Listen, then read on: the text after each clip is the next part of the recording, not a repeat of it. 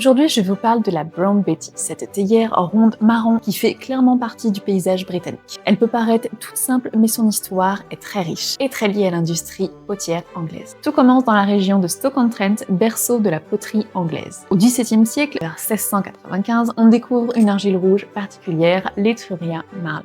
Cette argile rouge retient très bien la chaleur. Inspirée par les petites théières chinoises Yixing, je suis pas sûre de la prononciation, des potiers de Staffordshire commencent à produire des théières bon marché avec cette argile rouge. Au fil du temps, ces pots évoluent vers la forme ronde emblématique qu'on connaît aujourd'hui. Au XIXe siècle, la Brown Betty adopte sa silhouette typique et sa glaçure marron appelée Rockingham Glaze, qui est très utile pour cacher les taches de thé qui peuvent apparaître au fil des utilisations.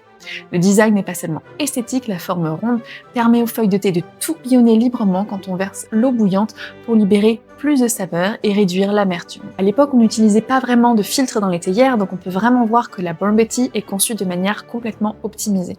À l'époque victorienne, la Brown Betty devient un objet très populaire. Le thé est partout et cette théière est à la fois abordable et fonctionnelle. On peut la voir apparaître dans Downton Abbey. Elle était utilisée pour préparer le thé de tout le personnel de maison, rustique, solide, grande et fiable.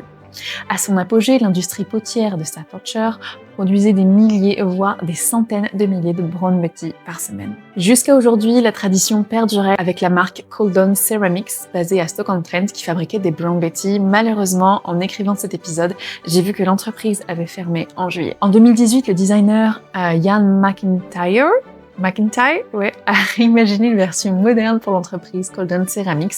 Il a ajouté un infuseur de thé adapté, un couvert qui se bloque pour éviter qu'il ne tombe quand on verse le thé, et un bec anti-goutte assez original pour éviter que le thé ne coule quand on verse. En fait, le bec est complètement à l'envers comme un bec de robinet. Ce design a été inspiré d'une théière des années 20 avec un bec similaire. La Brown Betty, c'est un peu le couteau suisse des théières. Elle est simple, utilitaire, solide, efficace. Et elle a été affinée au fil des décennies, modernisée en restant simple, dans l'esprit de ce qu'elle était au départ.